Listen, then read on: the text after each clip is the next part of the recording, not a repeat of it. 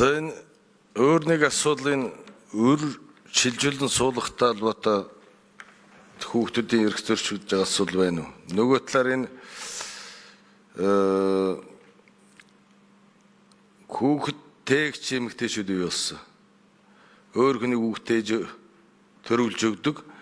Жилдээ 200 их тэгж хүүхд төрүүлээд өгдөг юм байна. Энэтэй холбоотой тэр хүүхдийн эрх зөрчилдөг асуудал дээр танай байгуулга ер нь хяналт гэж ирсэн үү? Түрүүн бид нар энэ нөгөө юутай холбоотой эдис шилжүүлэн суулгахтай холбоотой асуудал дээр бас яригдсан энэ асуудал. Энэ дээр бас судалгаа хийж өснө үү? За, өнөн гишүүн 3 дахь микрофон. За, баясан гишүүний асуултанд хариулъя. Тэгэхээр үр шилжүүлэн суулгахтай холбоотой хүүхдийн эрхийн асуудлыг одоогоор бол судалсан, шинжилсэн зүйл бол байхгүй байгаа.